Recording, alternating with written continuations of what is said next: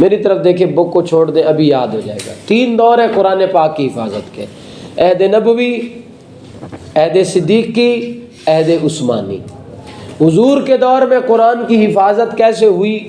حضور کے دور میں قرآن کی حفاظت اس طرح ہوئی، جیسے ہی قرآن پاک اترتا تھا، کوئی ایک آیت، کوئی ٹکڑا، حضور نبی کریم صلی اللہ علیہ وسلم لکھوانے والوں کو بلاتے تھے، کاتبان وحی کو، ان کو بلا کے لکھوا دیتے، پتھر کی چٹانوں پہ، کھجور کی سلوں پہ، اونٹ کے شانے کی ہڈی پہ، جو بھی چیز میسر ہوتی اس پہ لکھوا دیتے تھے۔ اب لکھنے والا لکھ لیتا، اور مسجد نبوی میں ایک جگہ مختص کی ہوئی تھی، ایک جالا بنا ہوا تھا، وہاں پہ وہ جا کے آیات، وہ ٹکڑا وہاں رکھ دیتے تھے۔ اب صحابہ کرام میں سے جس نے یاد کرنا ہوتا یا جس نے لکھنا ہوتا، مرد اور عورتیں وہاں جاتے، وہاں سے وہ دیکھتے، دیکھ کے لکھ لیتے، یاد کر لیتے اور پھر وہیں رکھ دیتے۔ اس طرح 23 سال کے اندر تھوڑا تھوڑا قرآن اترتا بھی رہا اور محفوظ بھی ہوتا رہا، یاد بھی ہوتا رہا۔ اس طرح حضور کے دور میں قرآن کی حفاظت ہوئی۔ سمجھ آئی بات کہ نہیں؟ دوبارہ بولوں کہ ہو گیا؟ نمبر 2، عہد صدیقی، حضرت صدیق اکبر رضی اللہ تعالیٰ عنہ کے دور کے اندر قرآن کی حفاظت۔ دوسرا دور تھا، اور حضور کے جانے کے بعد بہت سارے فتنے کھڑے ہوئے، بہت سارے فتنوں نے سر اٹھایا، جس میں سے منکرین زکوٰۃ ہیں، جنہوں نے زکوٰۃ کا انکار کیا، حضرت ابوبکر نے ان کے خلاف بھی جنگ کی۔ اسی طرح ایک فتنہ کھڑا ہوا مدعیان نبوت کا، نبوت کا دعویٰ کرنے والے، جھوٹے نبی بننے والے۔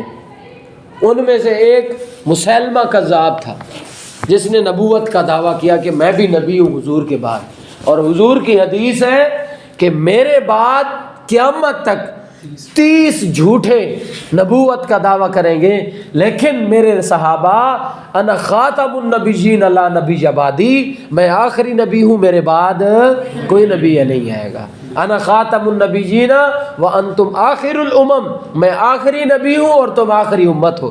جس طرح میرے بعد کوئی نبی نہیں آئے گا، تمہارے بعد کوئی امت نہیں آئے گی۔ تو مسیلمہ کذاب نے نبوت کا دعویٰ کیا، تو حضرت ابوبکر نے اس کے خلاف جنگ کا اعلان کیا، اور یہ وہ جنگ تھی جسے جنگ یمامہ کہتے ہیں۔ نہ اس سے پہلے نہ اس کے بعد اتنے صحابہ شہید ہوئے جتنے اس جنگ میں ہوئے، 1200 صحابہ کرام شہید ہوئے۔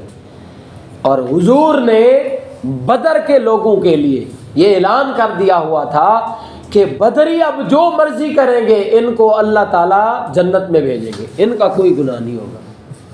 اب حضور کے جانے کے بعد بدر والوں کے لیے ایک اعلان بن گیا تھا کہ بدر والے اب کسی بھی جنگ میں شریک نہیں ہوں گے، جو بدری صحابہ ہیں، کیونکہ یہ پہلی جنگ تھی ہماری، ہمارے پاس نشانی ہے، تحفہ ہے یہ لوگ، کیونکہ یہ جنتی ہے۔ بدر والوں کے بارے میں اللہ تعالیٰ نے اعلان فرمایا تھا کہ یہ 313 آج کے بعد جو مرضی کریں، ہم نے ان کے اوپر جنت واجب کر دی۔ تو پھر جب یہ بات ہو گئی تھی، تو پھر جب حضور کی عزت کی بات آئی، تو پھر حضرت ابوبکر نے یہ کیا ہوا اعلان بدل دیا، فرمایا اب نبی کی عزت کی باری آئی ہے، لہذا اب بدری آگے آگے شریک ہوں گے، کیونکہ حضور کی ناموس کی بات آئی۔ تو بدر والے بھی شریک ہوئے، 1200 صحابہ کرام شہید ہوئے، 1200 صحابہ، اور اس میں سے 700 حافظ قرآن شہید ہوئے۔ تو اتنی بڑی تعداد جو حفاظ کرام کی شہید ہوئی، اس کو دیکھتے ہوئے حضرت عمر کے دل میں یہ خیال آیا، بھئی قرآن کو لکھوا لیا جائے، ایک کتابی شکل دے دی جائے، کہیں ایسا نہ ہو کہ قرآن کا کوئی حصہ ہم سے ضائع نہ ہو جائے، قرآن کی کوئی آیت ہم سے ضائع نہ ہو جائے۔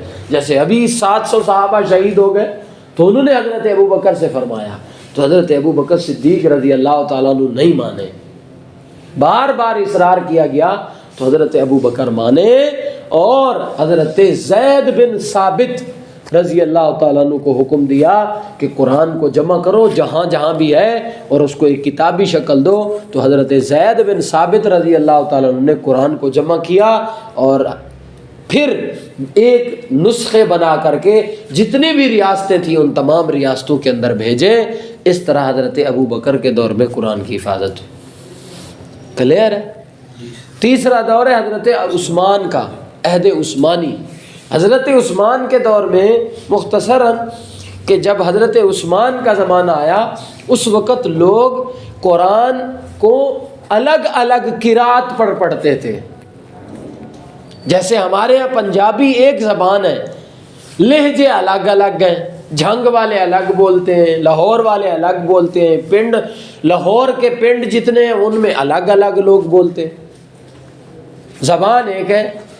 تو اہل عرب میں بھی زبان عربی تھی لیکن بولتے الگ الگ انداز میں تھے. جیسے قرآن پاک میں ہے وَالضُّحَىٰ وَاللَّيْلِ إِذَا سَجَىٰ مَا وَدَّعَكَ رَبُّكَ وَمَا قَلَىٰ وَلَلْآخِرَةُ خَيْرٌ لَكَ مِنَ الْأُولَىٰ. اور ایک روایت میں ہے وَالضُّحَىٰ وَاللَّيْلِ إِذَا سَجَىٰ مَا وَدَّعَكَ رَبُّكَ وَمَا قَلَىٰ وَلَلْآخِرَةُ خَيْرٌ لَكَ مِنَ الْأُولَىٰ. دونوں طریقے سے پڑھنا ٹھیک ہے. لیکن حضرت عثمان نے جب یہ دیکھا تو حضرت عثمان نے فرمایا بھائی الگ الگ قرات پر نہ پڑھو، ایک ہی قرات پر پڑھو اور وہ ہے لغت قریش.